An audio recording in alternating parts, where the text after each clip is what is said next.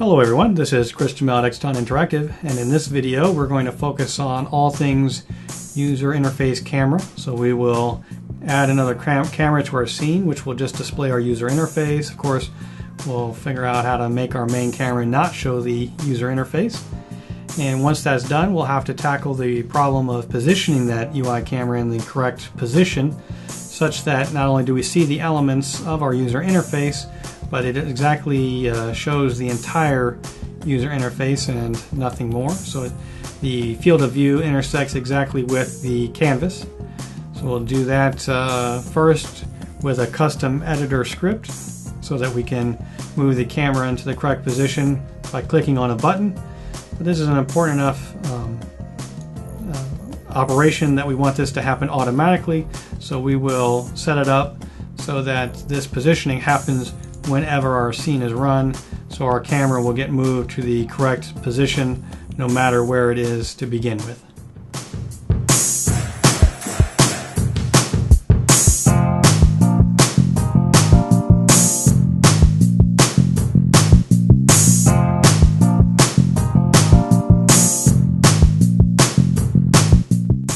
Alright, so the first thing that we're going to do here is we are going to come up here to our main camera, and we are going to want to change the culling mask. So right now the culling mask, if we take a look, is set to show everything. Right? What we're going to do is unclick the UI. So we'll unclick there, and now that that's done, we'll return to our canvas, and I want to add a camera as a child to my canvas. So I'm going to come down here, choose the camera. So camera was added to it. We're going to change the skybox. I'm going to change that to solid color. And the skybox going on. Also, every time you add a camera, there's an audio listener that gets added automatically. Well, you can only have one audio listener per scene, and we don't need it attached to our UI. So let's remove the audio listener component from our camera. So we also need to, while I'm thinking about it, change the culling mask. So from this one, we're just going to set it only equal to the UI. So we have the culling mask set to the UI. And now we'll go back to our canvas here. So when our canvas was automatically added, or when it was added for us, it starts off in the screen space overlay. What we're going to do is change that to screen space camera. And then, so I'm going to drag the camera that we just created over to the render camera slot. As a matter of fact, though, I'm going to change that camera's name. We're going to name that just to be UI camera. So now our UI camera has its culling mask set just to the UI, so it'll show only the user interface. And let's see that everything is working correctly. First off, I'm going to disable the UI camera. We run our scene. Of course, we have no panel here. If we're in the scene, I'm going to say re-enable our UI camera. Of course, we still have a problem and still don't see our panel, and that's because if we take a look, I'm not sure how well I can show this for everybody else here. Everything's going haywire. Do some moving. Do some moving faster than that. So I've unselected it, but if we check the UI camera, what's happening here is our UI camera is sitting right the same place as our canvas. So if I drag the UI camera back, we'll see that the little panel, green panel, is now in view. Now the important part is that we can't just move this wherever. I mean, we could just move it wherever, but what we do later on is not going to work. What we need is to have this camera positioned exactly such that, I think that's called the frustum, so such that the field of view, which is those diagonal lines, probably hard to see, but that the diagonal lines intersect exactly at the corners of the canvas. I, for one, don't want to sit here and play around with this thing, moving it back and forth, trying to find the exact point. Plus, if you change the dimensions of the screen, you know, drag this panel out of that panel, resize something, it's going to change the correct position of the camera, and I don't feel like dealing with that. let's go out of play mode here. While I'm thinking about it, we're going to re-enable the camera, and of course now we need to be able to move this thing to the correct position, and to do that we're going to do some actual programming now. So first up, inside of our user interface folder, create a new file, and I'm going to call that UI camera positioner.cs. Give it our namespace, user interface. Create a class. I don't think that in the last couple videos I mentioned to seal those classes, but we're going to start doing it. UI camera positioner. Of course, inherits from mono behavior. Perfect. Public void, and we're going to make a method here of set camera position, and we're going to need to import Unity Engine, and we'll say debug.log positioning the UI camera.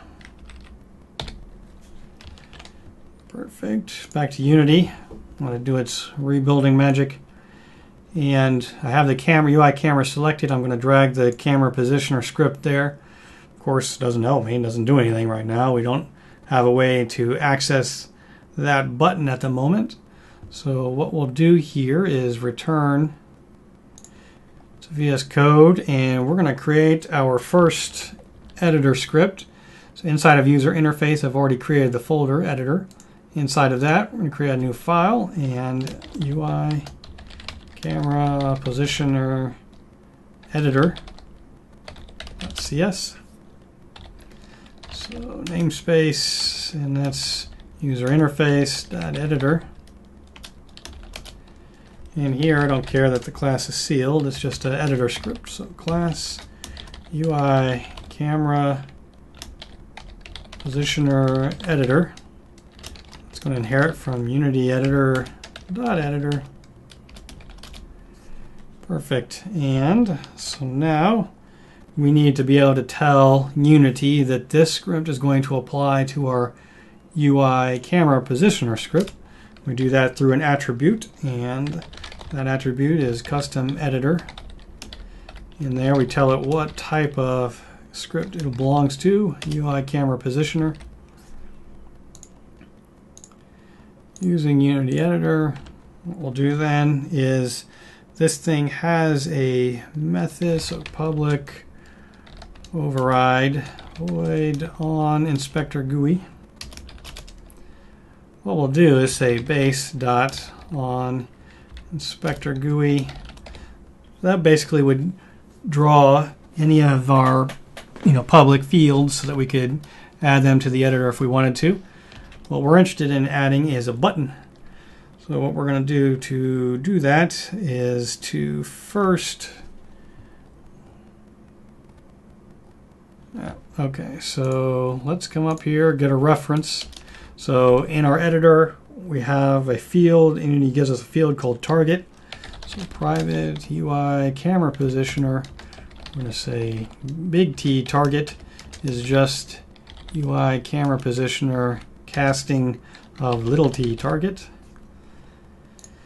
So under here, we're going to put if, and this is in GUI layout, and that's Unity Engine dot button. Give it some text, set position. So now we can say big T target dot set camera position. Save that back to Unity. And now we're ready to go. Our UI camera positioner script now has our set position button. So if I click that, if I look in the console, I now have our string position in the UI camera. So back to VS Code, the editor's good to go. All we needed to is have the ability to interact with this button here, or the method. So now, in order to be able to move our camera into the correct position, we're going to need to have a reference to the canvas itself. Of course, like I said, you could put a public field on here and drag that canvas into it in the editor. I don't like doing that. We'd have to remember to do it every time. So let's do it programmatically. I'm going to do that by creating an extension method in my component utilities file that we created previously. So let's come up here and give us some space, and we'll say public static t. So find first component in ancestor. So keeping in mind that I placed the UI camera as a child, as a direct child of the canvas. Could be somewhere nested in there if you wanted to. So we'll just say ancestor. We're going to do this off of the transform. We're going to give ourselves a way to notify us if we're not able to find the component of particular type. Do some editing. Let's import system there. Let's just return null for the moment. We're at the end there. Of course, it's going to give us an error because I've again forgotten the where clause on this. So component. Let's start off if tracing equals null. Then what we'll do is just say that tracing equals debug.log error. For our error message, we're going to grab the name of the original transform. Now we'll step into a while clause, and we'll say transform.parent not equal to null. Let's get our component if it exists. So transform.parent.get component of type T. So if component if component is not equal to null, so we found it, let's just return it. If we haven't found it yet, we'll just say that transform is equal to transform.parent. If we get all the way through that while loop, that means we did not find that type of component on any of the parents of our current component. So we'll give ourselves a error message. And for whatever reason, I've got multiple names going on in here, but the ancestors of do not contain type of t.name components. Spell right. Perfect. So now we save that and close that back to our camera positioner script. And to make things easier on myself, this time we're going to do the using utilities in this case already for us. So what I'll do is to say that private canvas field here. Let's make a property canvas. And that we'll say that if, or that craziness, if canvas equals null, we've got to find it. Canvas equals transform.find first component in ancestor of canvas type. So now our canvas is set and we can return canvas. Just make sure that we have it working correctly. Debug log that canvas back to Unity, and could not find T in component utilities. So I messed up somewhere out there. Somebody's yelling at me. Oh, why you a little t? Perfect, I think. And given that corresponds to the required formal parameter. 1 day.